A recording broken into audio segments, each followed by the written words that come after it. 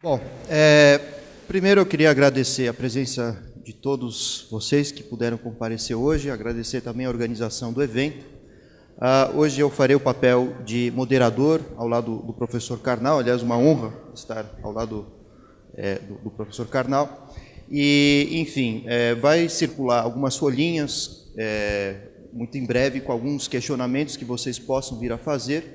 É interessante colocar o nome completo, a secretaria e até mesmo o e-mail dos senhores, porque caso nem todas as perguntas possam ser respondidas, eu vou deixar com um convidado e, se ele tiver tempo, que eu duvido, mas se tiver, ele certamente irá responder. Bom, em relação à palestra de hoje, acredito que seja um dos temas mais importantes quando estamos diante de um mundo cada vez mais individualizado, nas palavras de Zygmunt Bauman, cada vez mais fluido, em que o prazer e o desejo apenas pela satisfação individual acabam se estabelecendo acima dos interesses coletivos. Além disso, esses prazeres são efêmeros, são passageiros, e as relações sociais acabam se concretizando a partir desse individualismo e dessa busca sempre pela autossatisfação.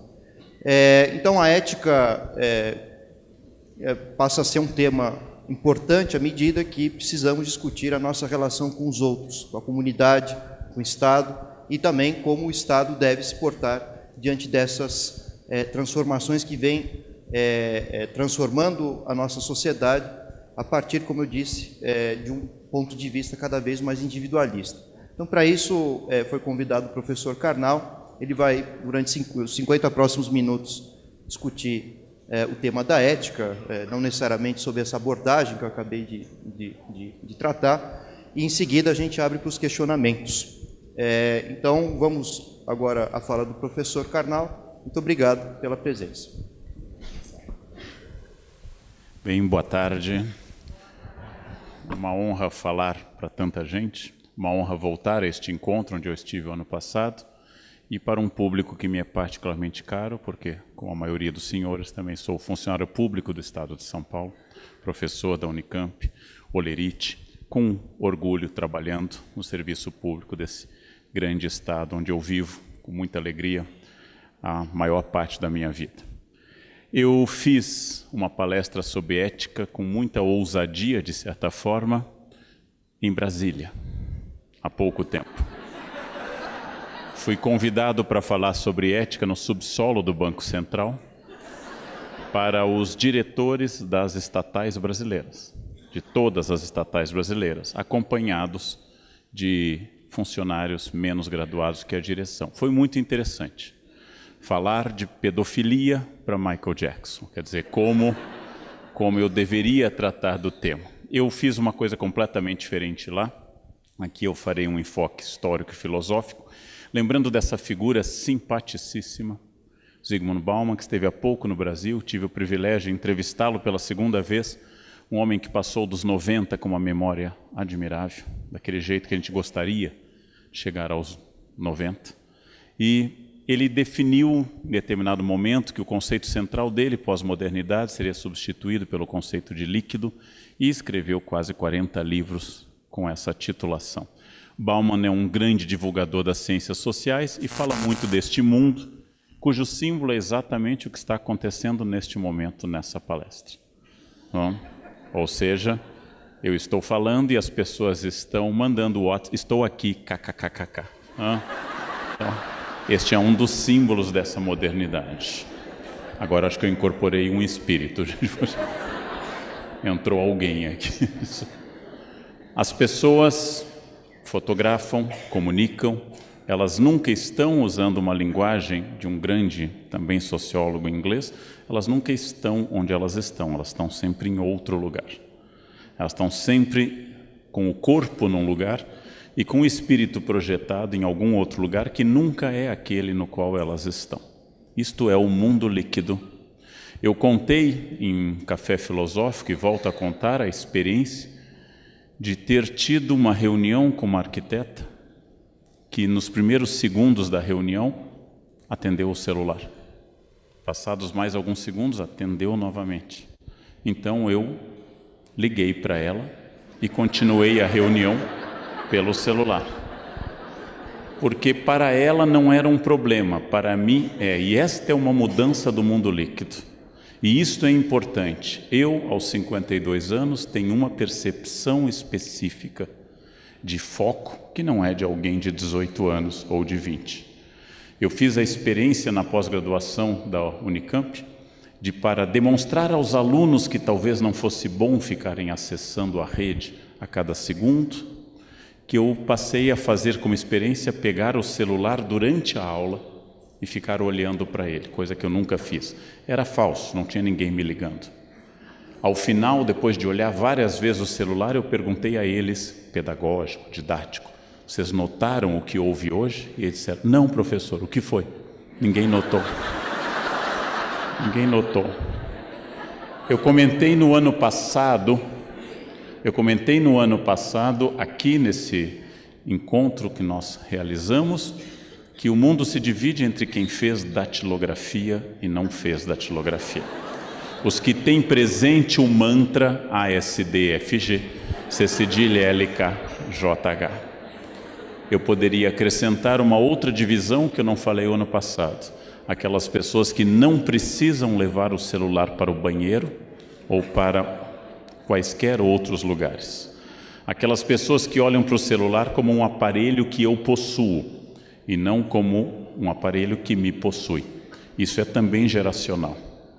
Luc Ferry diz num livro, Famille on vous aime, Família amo vocês, que família é o último motivo pelo qual nós damos a vida no Ocidente.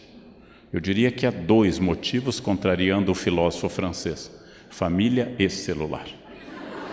Já que as pessoas digitam no trânsito, aumentando a chance de morte exponencialmente, eu prefiro ficar paraplégico a não responder esse WhatsApp. É isso que as pessoas dizem quando respondem dirigindo. Elas querem ficar conectadas. Este é o mundo líquido, este é o mundo que Marx, no Manifesto de fevereiro de 1848, disse a frase que Marshall Berman incorpora num livro que tem esse título: este é o mundo onde tudo que é sólido desmancha no ar, onde os valores são muito rápidos, onde a novidade se sobrepõe. E você acabou de comprar seu iPhone 6 Plus Mega Blaster. Bom, estão para lançar o 6 Mega Blaster S, que faz fotos ainda mais nítidas que você não poderá mandar pela internet, porque elas são pesadas demais.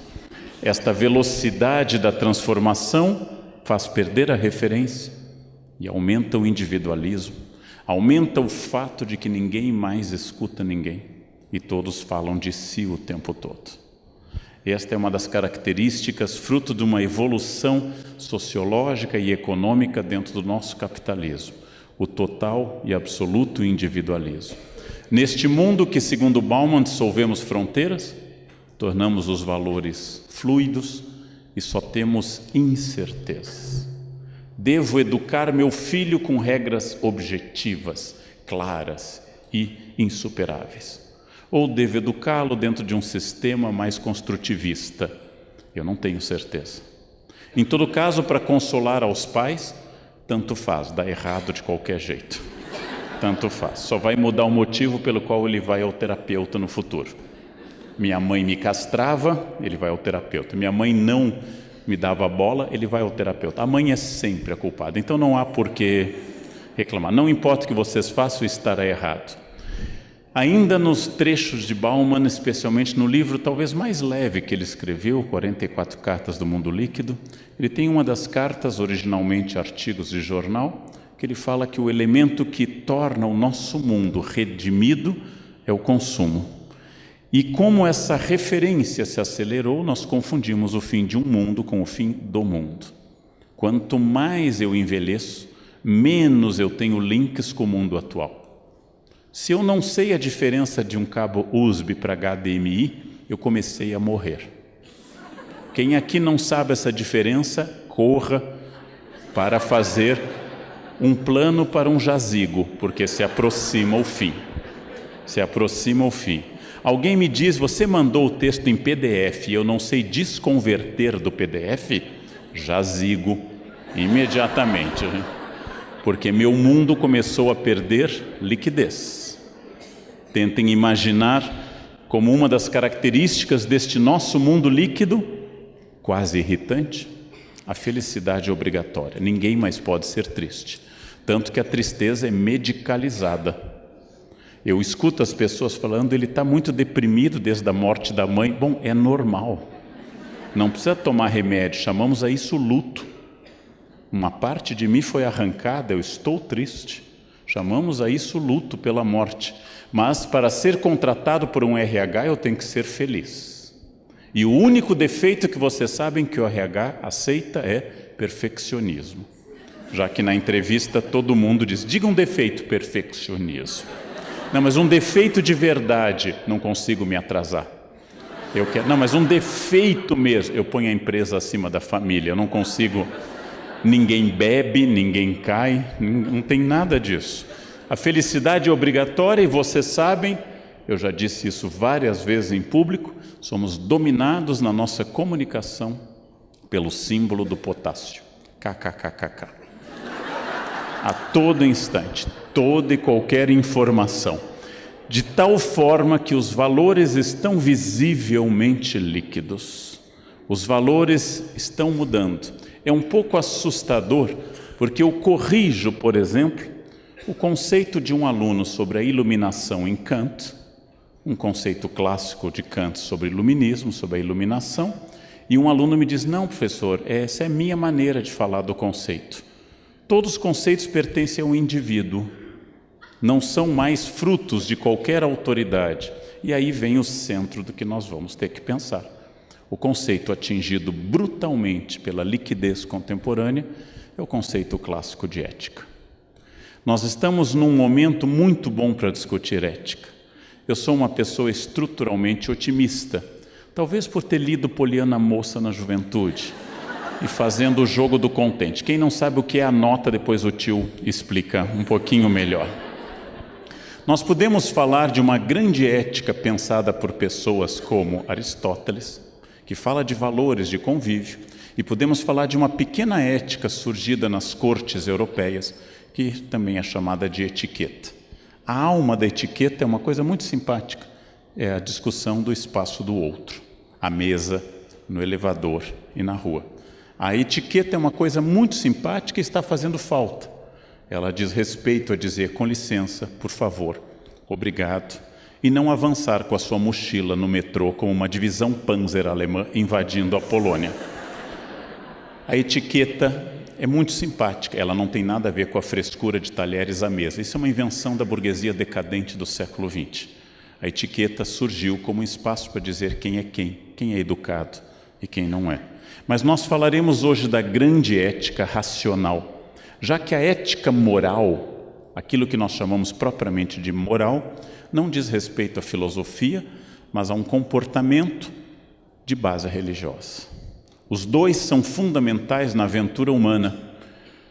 As freiras do meu colégio que colocaram no banheiro a frase Deus te vê, tinham em meta reprimir comportamentos individuais ou coletivos naquele espaço. E com isso criar o sentimento de culpa. Nós não trabalharemos este caminho. Os mandamentos, não matar, 5º mandamento, honrar pai e mãe, 4º mandamento para os cristãos, 5º para os judeus, não pecar contra a castidade, são mandamentos que fazem parte da aventura da experiência humana, mas não são racionais. Eles são revelação divina sobre a humanidade. Nós falaremos de uma coisa mais prática do ponto de vista filosófico. Poderia começar a ética nos pré-socráticos, mas Aristóteles escreveu um livro de fácil acesso para todo mundo, que se chama Ética Nicôn. É um livro que ele fez com regras em que ele, entre outras coisas, nos diz que a virtude ética é adquirida, ou seja, ao contrário de Platão, Aristóteles acredita na educação para o certo e para o errado. E eu vou defender no início isso como o primeiro princípio ético dessa palestra. Nenhuma criança nasce com princípios morais. Toda criança é amoral por natureza. Com isso eu tomo uma opção filosófica. Há pessoas que têm outras ideias. Nenhuma criança ao urinar ou defecar, pergunta aos pais: será o momento adequado, mamãe, que eu defeque agora? Não, elas fazem o que elas pensam naquele momento. Cabe aos adultos, num processo penoso, e ensinando o limite do outro, lentamente o certo e o errado, e começar a ensinar a virtude ética. E diz também Aristóteles que nós temos capacidade de aprender. Logo, a primeira informação ética aristotélica, distinta de Platão, é uma discussão longa, é que nós precisamos recuperar o prazer de educar as pessoas. Educar o serviço público, educar o cliente, educar o cidadão, educar as crianças, para o que é certo e para o que é errado. Sem muita firula filosófica. Roubar é roubar, não importa nenhum debate. Roubo é roubo. Gente honesta é honesta, gente desonesta é desonesta. E temos que voltar às coisas muito simples para poder voltar a um conceito que diz respeito a Aristóteles e a tantos outros, que é responsabilidade. O que acontece no meu campo de trabalho é minha responsabilidade. Eu faço parte deste processo. Nós vemos de uma cultura estudada no Brasil por grandes antropólogos, Roberto da Mata, por grandes historiadores, Sérgio Buarque, que tem como característica a omissão do sujeito histórico. Faz 33 anos que eu pergunto aos meus alunos a seguinte ideia: você está atrasado? E o aluno me responde: não, foi o ônibus. Vejam, a única resposta a alguém atrasado é sim, eu estou atrasado. E o motivo foi o ônibus. Mas ninguém jamais me disse isso.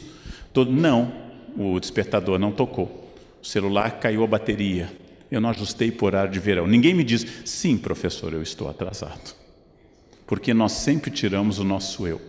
Os brasileiros dizem uma frase obscura, muito estranha: o povo não sabe votar. É muito estranha essa frase, porque pressupõe, em primeiro lugar, que eu seja o aristocrata, que eu não seja povo, e que eu saiba votar. Esta frase está apontando um dedo para alguém sem observar os três que estão apontados para mim. Se o brasileiro não sabe votar, eu sou. É a mesma questão que eu discuti no livro Pecar e Perdoar. Uma entrevista, uma pesquisa feita pelo Ibope, mostra que 95% dos brasileiros se acham alvo de inveja, mas não encontraram na pesquisa um único invejoso. É um mistério. É um mistério. Todos somos invejados, não sei exatamente, mas todos somos, mas não há nenhum invejoso. Aliás, dos 7 pecados capitais, é o único que você nunca encontra alguém. Você encontra alguém raivoso, se orgulhando disso, aí eu parto para a briga mesmo. Você encontra gulosos, eu gosto de comer. Você encontra preguiçosos, mas nunca encontra um invejoso. Ninguém diz: eu tenho uma inveja. Ninguém diz isso. O mundo dos outros é uma definição dada pela enciclopédia francesa, reforçada num pequeno texto iluminista. O limite da ética é o limite do campo alheio. É a primeira pergunta ética. Eu posso fazer isso? A primeira pergunta é: qual o limite que o outro estabelece? Eu não posso escutar som alto. Eu não posso, porque eu não sei se meu vizinho quer ouvir. Eu não posso fumar em lugares fechados, não apenas porque a lei diz, mas porque eu não sei se meu vizinho se sente feliz com isso. É uma das coisas que eu tenho birra em quem torce por times, porque eu amo bar. Eu toco bar toda semana, me formei em música, eu adoro bar, mas eu nunca cheguei à janela do apartamento e gritei: chupa Beethoven, por exemplo. Eu nunca irritei as pessoas com isso. Mas as pessoas do futebol acham que elas devem gritar isso, não? Aliás, eu não sei exatamente o que significa este grito, se é um convite à felação coletiva do outro time ou é um desejo de participar dela. Também nunca entendi bem isso. Todo diálogo ético, gente, é um diálogo em que eu preciso estabelecer o limite do bem individual com o bem comum. O bem coletivo, o bem comum, estudado longamente pelos filósofos da Ilustração, estudado pelos sociólogos do século XIX e XX, é o bem que deve dialogar com o bem individual. Nenhum bem comum deve se sobrepor de tal forma ao indivíduo que o oprima, e nenhum indivíduo deve de tal forma se opor ou se sobrepor que oprima a sociedade. Mas vamos entrar na subjetividade. Todos que estão nessa sala concordam que roubar do caixa da empresa ou do Estado é um erro. O estelionato, o roubo direto, esta ação de retirar dinheiro, especialmente grave na área pública, porque prejudica toda a sociedade, é uma coisa abominável. Mas, tirando os que estão nessa sala, a gente sabe que no serviço público tem gente que leva lápis para casa. A gente sabe. Eu já ouvi falar na Unicamp que houve numa outra faculdade alguém que levou um lápis para casa. Aquele bloquinho, aquelas folhas, está tão caro folha, né? O toner tem tanto no almoxarifado. Ou eu posso imprimir meu trabalho da faculdade aqui, porque aqui tem tanto, né? Esse governo rouba tanto da gente que é bom a gente tirar um pouco. Ou eu posso ficar no Face 1 hora, horário que eu estou roubando daquilo que eu sou pago para trabalhar. Aí nós entramos no campo de qual é o tamanho que forma um ladrão. É claro que no ladrão na ponta eu tenho certeza disso. Mas e o ladrão da base? É aquilo que eu disse uma vez no Jornal da Cultura. Não é o caso do meu dentista, mas a maior parte dos dentistas fica 1 hora escrafunchando seus dentes, reclamando da falta de ética do governo, qual eu os apoio inteiramente. E ao final perguntam, você vai querer recibo ou não? E não vem em nenhuma relação entre uma coisa e outra. O tamanho da infração talvez tenha a ver com um fato terrível. Nós admiramos a força, o empreendedorismo das pessoas que infringem a ética. Nós admiramos isso. O bad boy é sinal de força. Por exemplo, à direita vocês veem um príncipe herdeiro da Inglaterra, que é bom moço, pontual, casado com 2 filhos, não? Absolutamente discreto, culto, excelente aluno, bom marido, um porre absoluto. À esquerda, seu irmão, maconheiro, dado a baladas com prostitutas, já foi até a festa fantasia com roupa de nazista. É o membro mais popular dos jovens da família real. Nós não gostamos de gente muito certinha, elas são chatas. E aqui está uma ambiguidade ética grave no nosso caso. Eles têm uma leve esperança de sobreviverem à avó, uma leve esperança, não? Porque a Elizabeth é aquela que... O Charles, coitadinho, não tem a menor chance para isso. Essa imagem mostra a cena fundadora da cultura ocidental, quando Adão e Eva desobedecem a Deus, e um consolo para nós que mexemos com empresas públicas. Deus faz a empresa perfeita, chamada Éden Limitada, coloca 2 funcionários que ele próprio fez na própria empresa, do barro da empresa e das costelas dos funcionários. A segunda funcionária, Adão teve que dar o sangue para formá-la. Deus sabe tudo, estabelece o lugar perfeito e diz, a empresa só tem uma regra, não pode comer essa fruta. Eles foram lá e comeram. Deus não conseguiu controlar os funcionários. Como é que eu posso esperar na minha repartição este controle? Expulsos do paraíso, eles têm 2 filhos, um mata o outro, 50% de homicídios na primeira família da história. 50% de homicídios. Mais 7 gerações e Deus afoga todo mundo no dilúvio. Ou seja, não dá para reclamar, né? Não dá. Não começou bem. Não começou bem essa história. Mas Adão e Eva só são o que são, humanos, porque desobedeceram, porque quebraram a norma dada pelo Criador. A Bíblia teria terminado no capítulo 2 do Gênesis, se eles não tivessem desobedecido. Todos os dias eles continuariam felizes. Esse trecho do Paraíso Perdido, um poema do século XVII de John Milton, diz uma coisa muito interessante. Nesse poema que narra a queda do homem, o demônio é atirado na terra pelas forças do arcanjo Miguel, e seu general, Satanás, pergunta que coisa terrível, e ele diz essa frase, eu prefiro reinar no inferno do que servir no paraíso. É essa rebeldia que é admirada pelas pessoas. É essa rebeldia. Não se enganem, professor do ensino médio fundamental, que tem aquela aluna, em geral chamada Cândida, que senta na primeira fileira, com tecidinho branco de organdi, com cadernos organizados, e está feliz. Ai, professor, estou louco para começar a matéria. É uma perturbada, essa menina. Ninguém pode estar louco para começar a matéria, gente. Não aos 12 anos de idade. E aí você entra na semana seguinte, o senhor parou aqui, eu estudei em casa. Morra, né? Nós não gostamos. Não se espalhe isso. Mas os professores têm simpatia pelos rebeldes do fundão, porque eles parecem mais cheios de vida do que a Cândida, com vestido de organdi e casinha de abelha. Jovens, mais uma palavra, casinha de abelha. Anotem que o tio depois faz um vocabulário. A leitura biologizante de que nós somos quase 98% do nosso código genético é animal, nós descendemos de símios, somos parentes de orangotangos e gorilas, não? Estamos ainda em processo de evolução. Os orangotangos, os gorilas, os chimpanzés, os macacos bonomo, que são nossos primos diretos, eles passam um dia dedicado ao seu prazer, reprodução, alimentação, sono, defecam, e no dia seguinte a mesma coisa. Não desenvolvem discurso moral, mas no mundo contemporâneo essa leitura biologizante tornou-se essa espécie de contradição. É característico do nosso mundo que a vontade, querer fazer algo, significa poder. Porque não há mais empecilho ético à minha ação. Querer é poder.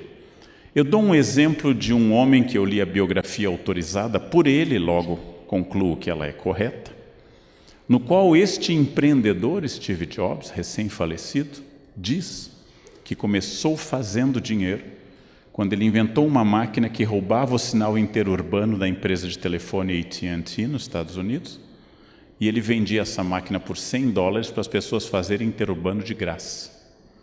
E ele coloca na biografia dele o orgulho diante disso, de que o primeiro dinheiro que ele fez foi com a chamada caixa mágica. Ele se orgulha de um ilícito e coloca na biografia, e os jovens leem e louvam este empreendedor que passou por cima das regras. Quando ele se descobriu portador de um câncer, ele decidiu vencê-lo, não com o que os médicos diziam, quimioterapia. Decidiu tomar suco de tomate, fazer meditação e se tratar com terapias alternativas. Como o câncer não é muito homeopático nem alternativo, ele morreu porque até o câncer ele quis ser inovador. Ele quis fugir da regra. A ética, gente, é acima de tudo uma capacidade de eu estabelecer diálogo. Não existe sociedade civilizada no qual não haja diálogo. Me preocupa, e não depende da posição política das pessoas. Não é uma proposta política o que eu vou dizer. Me preocupa quando uma pessoa diz algo e a outra bate panela, porque aí não tem mais diálogo. Bater panela é uma forma, todo protesto é válido e as críticas ao governo são bem-vindas, é importante na democracia, mas eu devo ouvir uma proposta e dizer não aceito e não concordo. Nós não ouvimos mais. Eu me sinto casado com o governo, não ouço e não tem sexo. É um casamento total, não ouço nada e não tem sexo. O inferno são os outros, dizia Jean-Paul Sartre na peça Entre Quatro Paredes, We Close. Só que a gente esquece de pensar que se é verdade que o inferno são os outros, o paraíso também está nos outros. Isto que Gandhi disse de uma forma genial, eu devo ser a transformação que eu quero ver no mundo, ou como diz o Greenpeace, agir localmente e pensar globalmente, é a grande transformação ética. Eu não estou preocupado se os americanos reciclam lixo, eu vou reciclar. Eu não estou preocupado se meu vizinho do apartamento de cima toma banhos demorados. Nós estamos vivendo uma crise hídrica, eu não vou tomar banho demorado. Ou seja, eu serei a transformação que eu quero ver no mundo. E eu vou parar de esperar que o mundo se transforme para me aceitar. Esta é uma fórmula ética fabulosa do grande Gandhi, que quando perguntaram pouco antes do seu assassinato, janeiro de 1948, quando perguntaram o que ele queria deixar de mensagem, ele disse de forma bonita, a minha vida é minha mensagem. Eu sou aquilo que eu disse que eu queria fazer. Uma vida sem ética deve ser evitada não porque, como dizem os moralistas, o que não é um problema pensar assim, porque Deus me vê, mas porque ela dá muito trabalho não ter ética.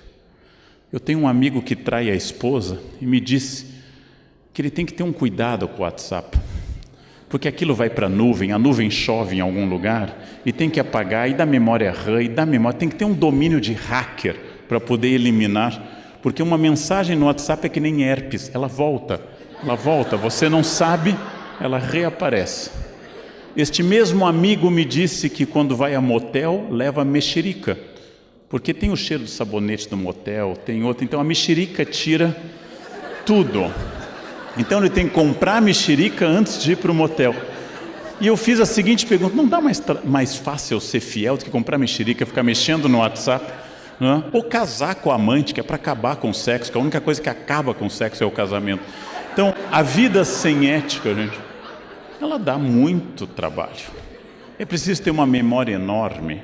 Quando um guarda me para no trânsito, que é escasso, porque disse um aluno meu que eles só param gente jovem, mas quando um guarda me para no trânsito, eu desço tranquilo, os documentos estão em ordem. Inclusive eu guardei o extintor de incêndio, vá que ele volte. Eu tenho ainda o meu kit de primeiros socorros, nunca sei quando ele vai voltar. Eu desço tranquilo para ter em contato com o guarda, porque meu carro está em ordem, meus documentos estão em ordem, eu sou obcecado com a data de validade da carteira de motorista e assim por diante. Dá menos trabalho ir ao poupa-tempo da Lapa, que é maravilhoso, no meu caso, que moro na Zona Oeste, dá menos trabalho do que ficar fugindo de blitz e indo para lá. Não, hoje eu escapei. Vai no poupa-tempo e faz a sua carteira, animal. É fácil. Mas as pessoas ficam dando uma coisa enorme, que é aquilo que eu digo para aluno colador: levou horas escrevendo aquela cola, dava para ter estudado. A junção da tradição moral que formou o Ocidente com a reflexão ética sugerida pela filosofia, que forma o caráter bom ou mal das pessoas, torna aquilo que o Luc Ferry, num livro, chama de vida válida. Bauman, ainda utilizando seu conceito anterior a 1985, chama de ética pós-moderna.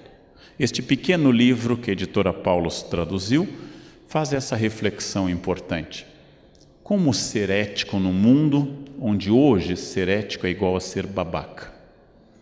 Como ser honesto no mundo onde desonestidade leva longe na carreira política? Como defender valores neste mundo? O Bauman responde algumas dessas questões que eu recomendo aos senhores.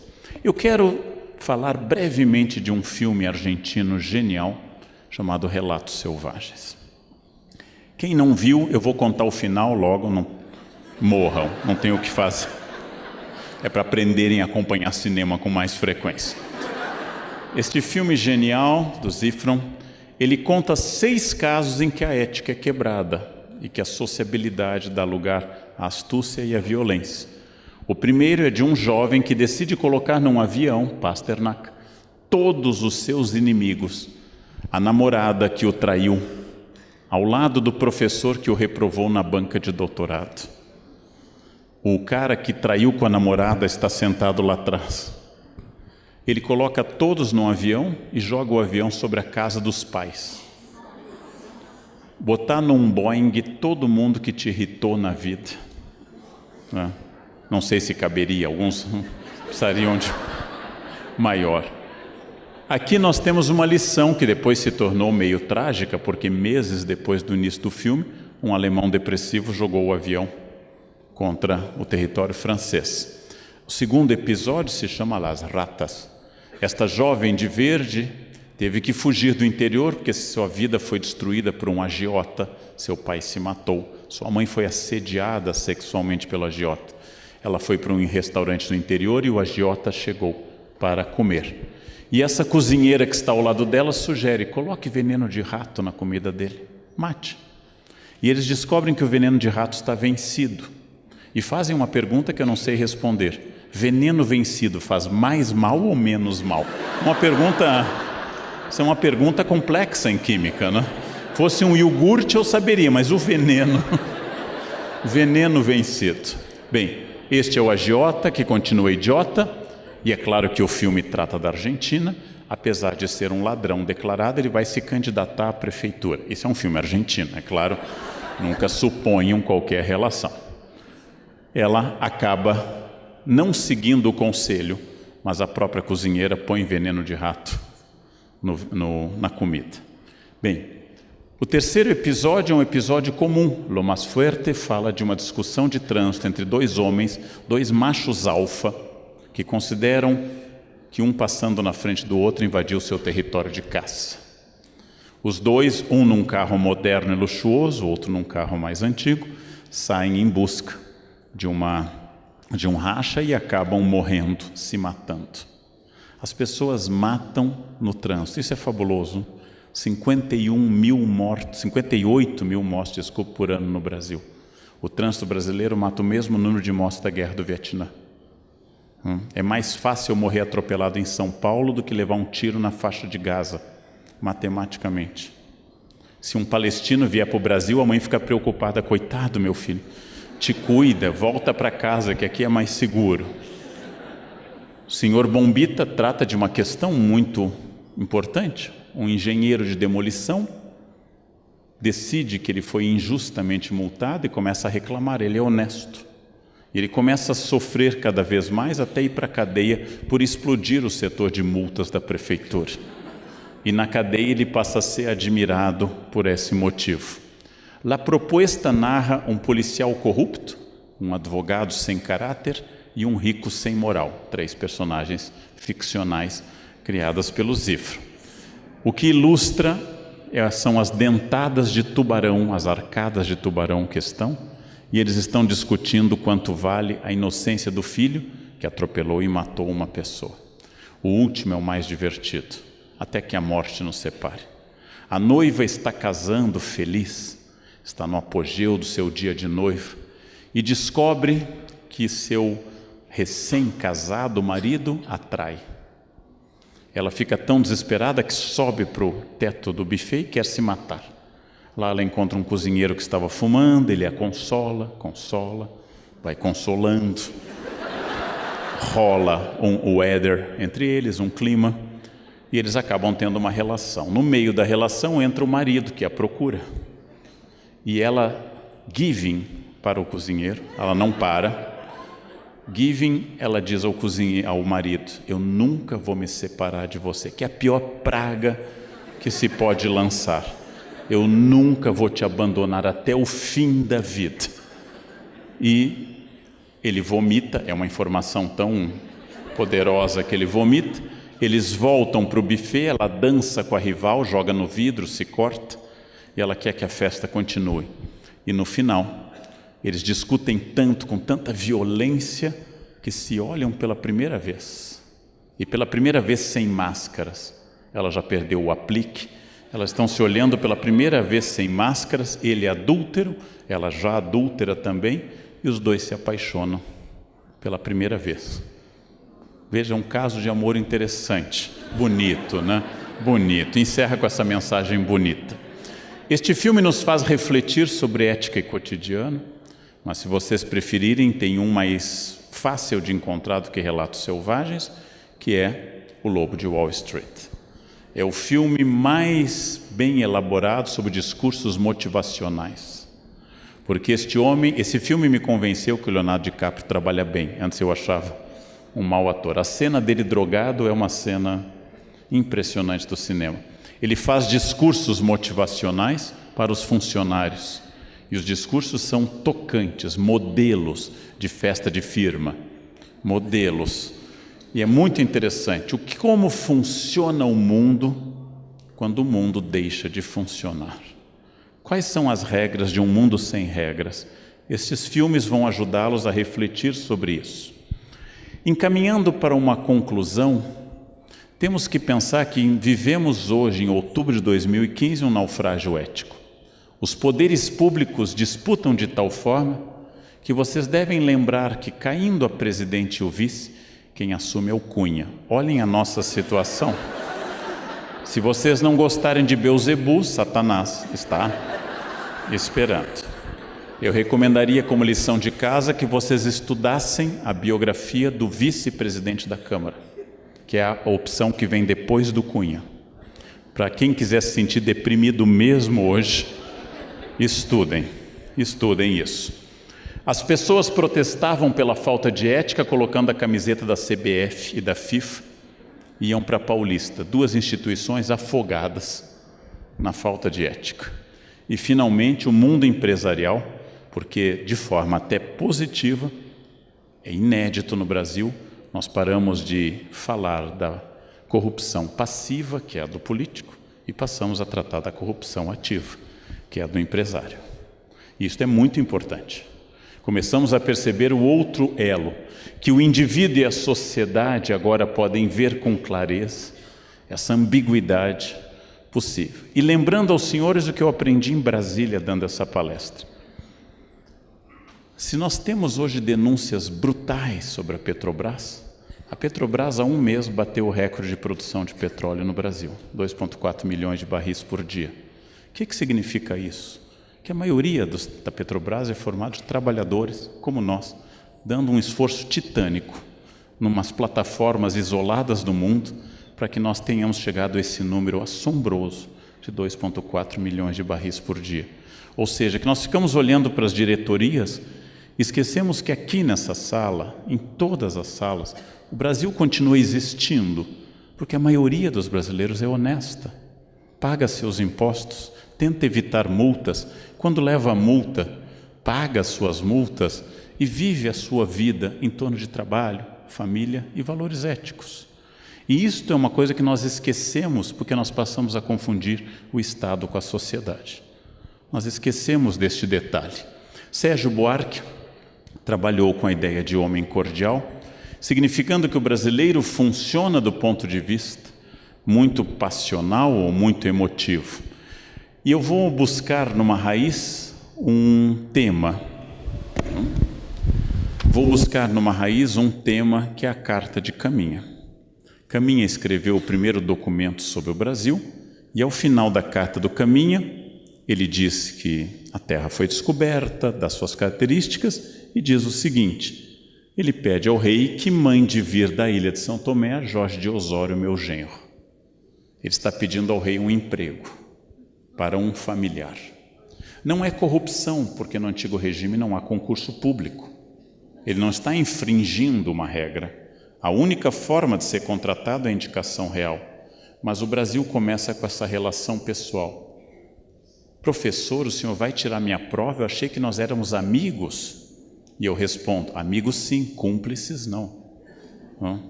Quer dizer, a ética não depende da minha relação afetiva com você. Ela depende de regras morais. Muitas vezes eu achei que o senhor gostasse de mim, eu gosto de você, mas eu odeio o deslize ético. É uma pergunta comum no Brasil. E para piorar, isto é muito importante nós termos claro. Nós somos o país que manteve por 388 anos, dos nossos 515, a barbárie da escravidão. O que significa? Que, em primeiro lugar, o campo do trabalho foi contaminado pela noção de que trabalho é coisa de escravo. Até hoje, quando se sai para dar aula, alguém canta na sala dos professores, lê, a música da Isaura. Quem não lembra, anota que o tio fala depois disso também.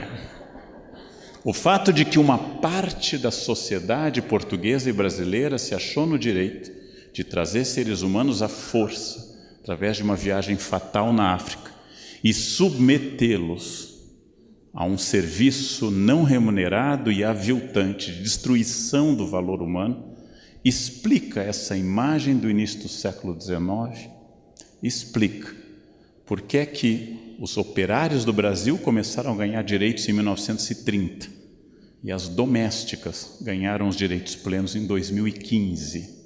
Fundo de garantia foi aprovado este ano. É a sobrevivência da barbárie da escravidão.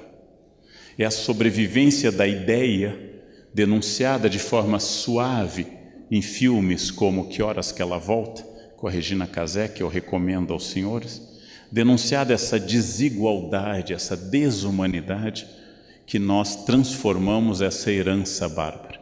Se um branco for às compras ou ao passeio com 2 outros seres humanos carregando, um levando o lanche atrás, uma senhora, e outro o guarda-chuva. Essa é uma ideia que marcou as relações de trabalho pela falta de ética até hoje.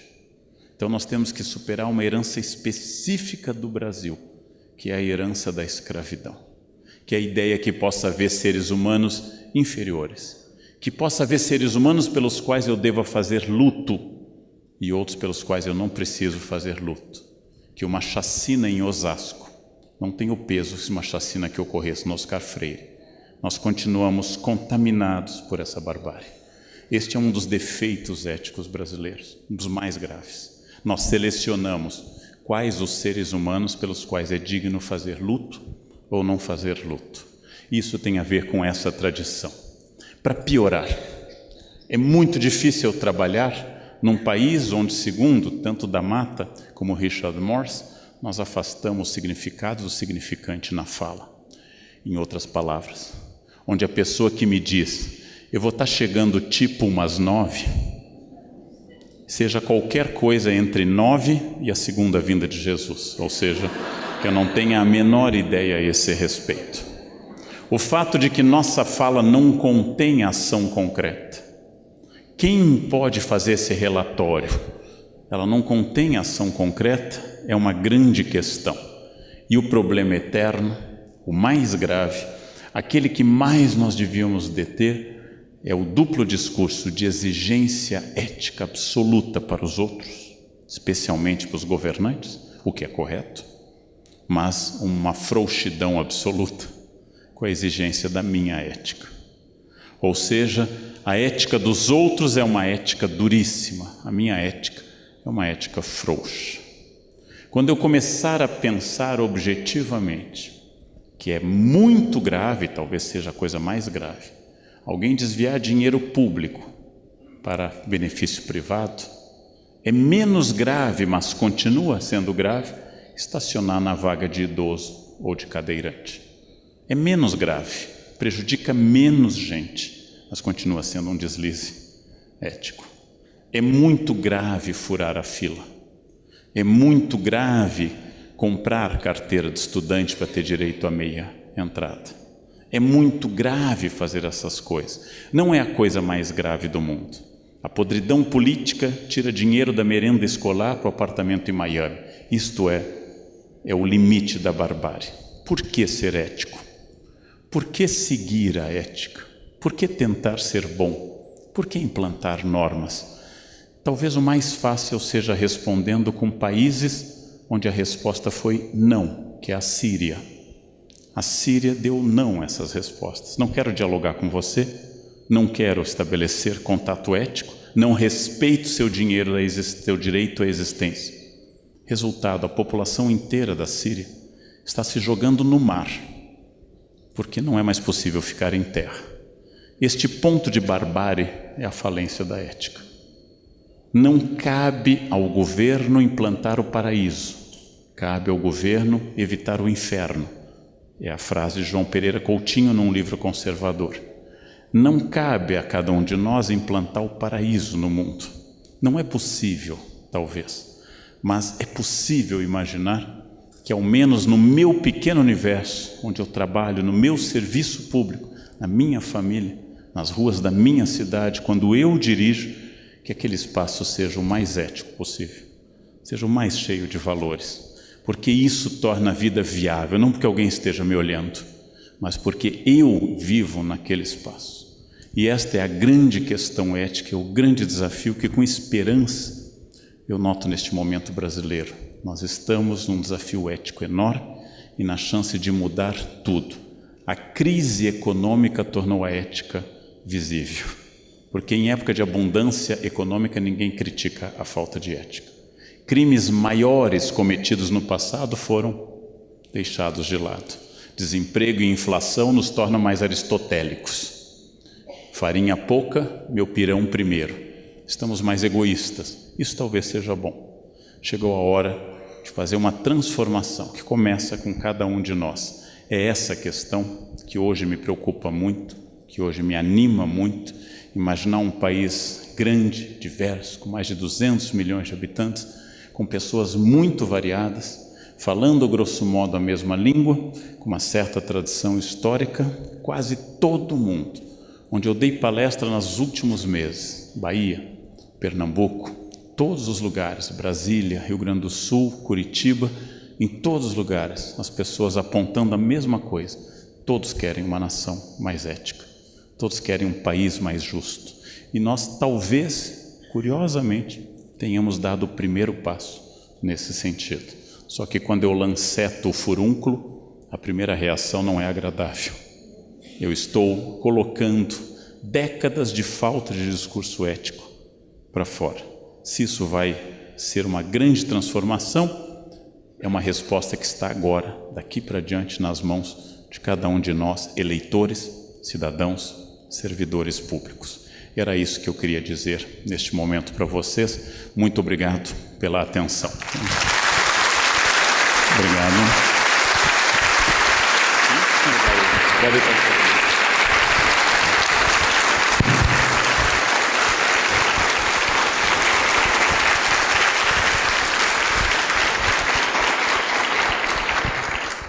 Bom, queria agradecer ao professor Karnal pela brilhante palestra e agora a gente abre para discussão. Gostaria de receber papeizinhos de vocês com algumas questões, identifiquem o nome, a secretaria e também o e-mail, caso não seja possível responder a essas questões. Enquanto vocês elaboram alguma questão, eu vou fazer a minha questão ao professor Karnal. O senhor apresentou a noção de ética a todos nós, mas há um perfil da nossa sociedade que, de certa forma, legitima o jeitinho, a malandragem, o que o Sérgio Buarque, também citado pelo senhor, vai chamar de cordialidade. A questão que me parece fundamental, e pensando também na gestão pública, é como, então, pensar a esfera pública, os interesses coletivos, diante de um hábito que parece ser tão distribuído na nossa sociedade, tão comum. Obrigado. A ideia do jeitinho é trabalhado pelo Roberto da Mata em livros como O que faz do Brasil, Brasil, e de alguma forma, como foi bem lembrado, pelo livro de 1936, Em Raízes do Brasil. Há um defeito brasileiro de achar que nos outros lugares não há jeitinho. Como professor, eu já ouvi várias vezes alunos dizendo: pena que os holandeses não ficaram com o Nordeste. Pena que os franceses não se instalaram aqui no Rio de Janeiro e ficaram. Pena que os ingleses não deram continuidade às suas tentativas de invadir a colônia. O que seríamos nós se tivéssemos sido colonizados por holandeses? Bom, é uma pergunta que eu posso fazer à Indonésia, que foi holandesa por mais de 3 séculos. E os franceses, eu posso perguntar ao Senegal ou à Argélia, que foram colônias francesas. E os ingleses, a Nigéria. Eu posso perguntar à Nigéria, por quê? A colonização europeia é sempre predatória. Não importa se ela for protestante, falar inglês ou francês. O nosso jeitinho é, segundo Richard Morse, uma estratégia de sobrevivência. Ao utilizar diminutivos, diz ele no livro Espelho de Próspero, e especialmente em outro livro, A Volta de Maclunaíma, ao utilizar o diminutivo eu negocio.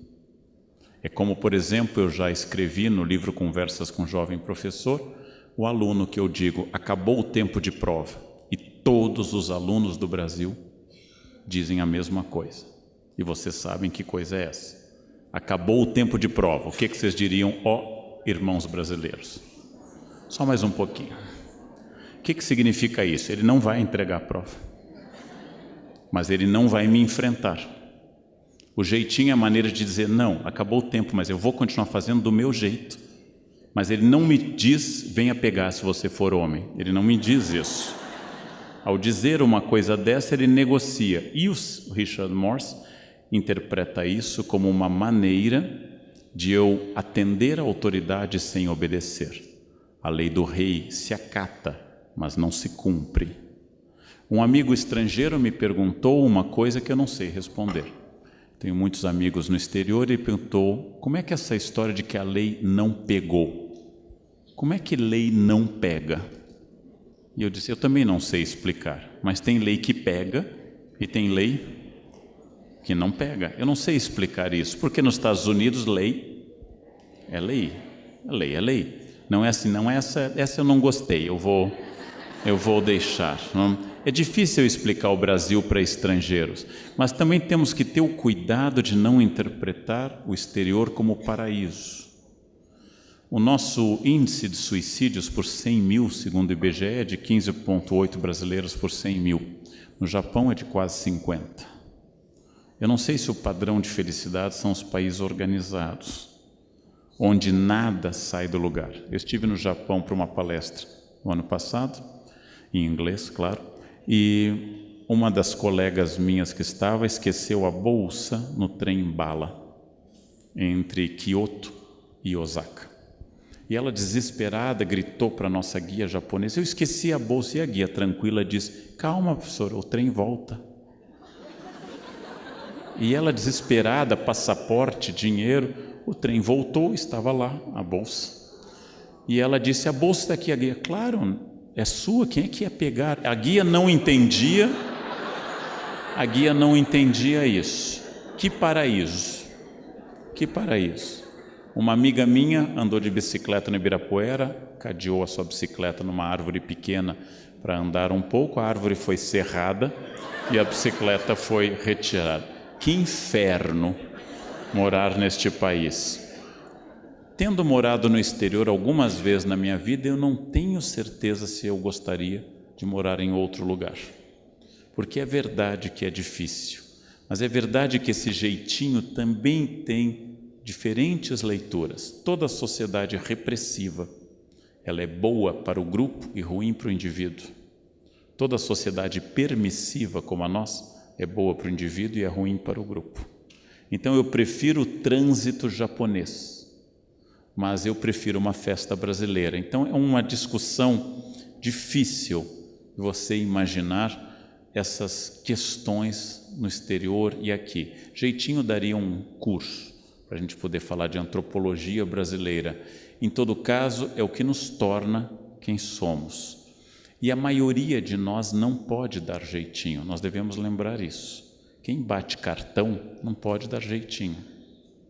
Quem declara imposto de renda está cada vez mais difícil dar jeitinho. Quem recebe salário não tem como dar jeitinho. Quem pode dar jeitinho não está nessa categoria social, essencialmente. Mas essa é uma questão complexa para desenvolver, mereceria muito mais. Já temos... Agora, mais uma questão da Maria das Graças, que é da Secretaria da Administração Penitenciária. A questão dela é a seguinte: qual o ponto de vista ético sobre as cotas raciais? Esse é um tema longo, é um tema complexo, mereceria muito estudo. A Unicamp, onde eu trabalho, implantou pioneiramente nas universidades públicas cotas. Cotas que dizem respeito a quem estudou em escola pública. São cotas não por epiderme, mas por ter feito escola pública. Essas cotas são mais fáceis de defender. Sendo a Unicamp pública, sendo sustentada pelo dinheiro do ICMS do Estado de São Paulo, ela deve se voltar ao aluno público para evitar um problema, que é o problema de você ter alunos ricos no ensino privado médio e alunos ricos na escola pública no curso superior. Alunos pobres nas escolas estaduais e públicas e depois alunos pobres nas escolas privadas no curso superior. Essa é uma inversão de valores profunda. A outra questão, eu vou apresentar uma posição subjetiva, não é objetiva. É Leandro Carnal, não é a história. Não se justifica do ponto de vista racional eu fazer qualquer distinção entre pessoas. Porém, se justifica do ponto de vista histórico no Brasil. Então a minha posição é sim, inteiramente a favor de cotas. Não porque eu tenha algum motivo racional para isso, mas porque nós temos uma injustiça social eterna que não foi superada até hoje. Se o problema racial tivesse sido encerrado no domingo, dia 13 de maio de 1888, eu teria outra posição. O problema racial é grave, continua, basta observar o número ou a tipologia de pessoas presas em São Paulo. repressão continua sendo em cima de pessoas negras e pessoas pobres.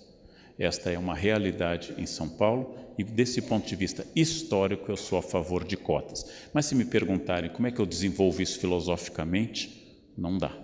Eu chamo a isso, como chamou uma especialista melhor do que eu, de preconceito positivo, ou seja, o estabelecimento de um preconceito a favor, como nós temos com vinhos franceses, um preconceito positivo, prévio e não exatamente racional.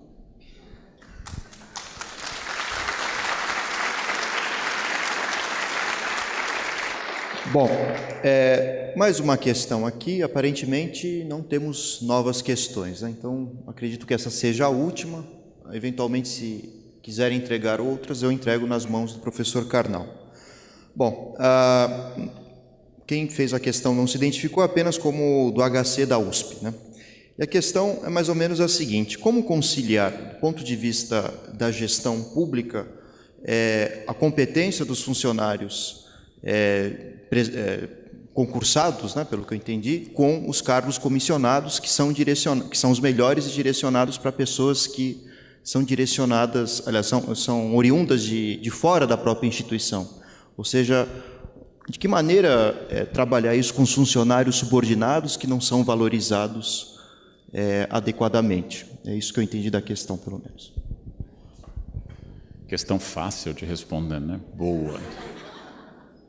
A gestão pública começou um esforço que eu dataria do Estado Novo, com a fundação do DASP, e com certeza do fim do Estado Novo, com a fundação das duas GVs, como instituições para a qualificação e profissionalização do funcionário público brasileiro. Funcionários que não tinham estabilidade no segundo reinado eram alvo da chamada derrubada. Quando um governo assumia, derrubava todos que pertenciam à gestão anterior, causando um caos administrativo permanente. Inventamos a estabilidade para criar um corpo estável de servidores da nação. Essa é a ideia. É uma anomalia que os cargos comissionados não sejam dos funcionários concursados. É uma anomalia jurídica, porque se eu não tenho pessoas qualificadas, caberia ao Estado essa qualificação. Eu não posso dizer, a minha empregada não sabe lavar louça.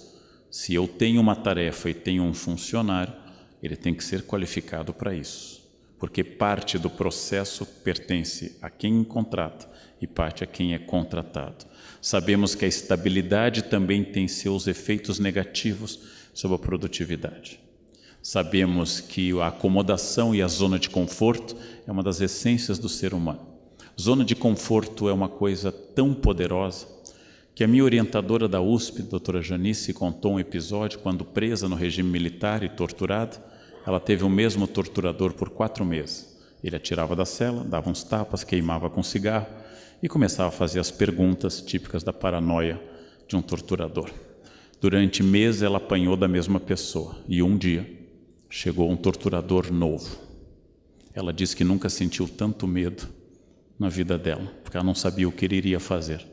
Até torturador cria zona de conforto. Chamamos a isso tortura ou casamento, ou seja, aquilo de que o problema que eu tenho conhecido é melhor do que qualquer desafio desconhecido. Então, é preciso pensar todos os limites e as dificuldades dessas questões.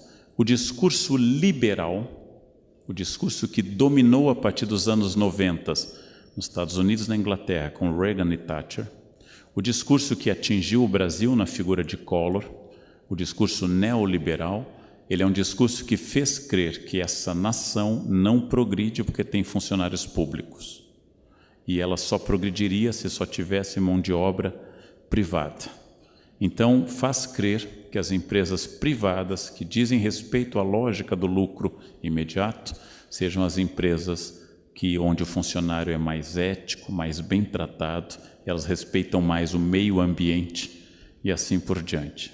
A esse respeito, citando um colega meu da Unicamp, por que ele faz vacinas no hospital da Unicamp e não em clínica particular?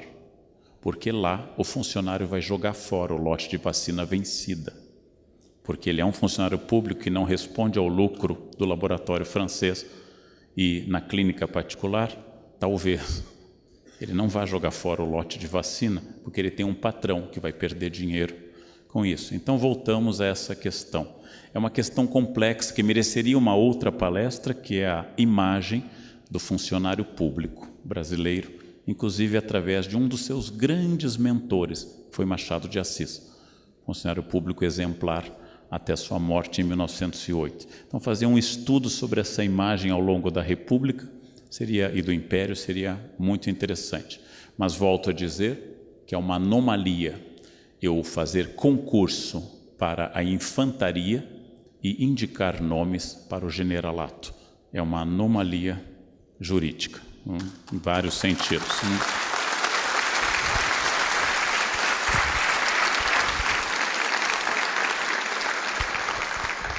Bom, queria agradecer a presença do professor Karnal pela brilhante palestra e de todos os senhores que puderam estar presentes hoje à noite. Enfim, aqui a gente encerra essa primeira noite, né, se eu não me engano, e agora fica por conta da organização. Obrigada ao nosso palestrante, obrigada ao nosso moderador. Nós encerramos aqui, como disse o nosso moderador, o primeiro dia do 4º Congresso sobre Gestão de Pessoas no Setor Público Paulista. Lembramos a todos que amanhã as atividades do nosso congresso terão início pontualmente às 9 horas e a entrada estará liberada a partir das 8 horas. Então, um ótimo retorno a todos vocês, uma ótima noite. Nos vemos amanhã.